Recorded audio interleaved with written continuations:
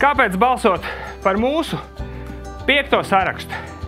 Tāpēc, ka mēs reāli varam paveikt to, kas vajadzīgs mūsu novadniekiem.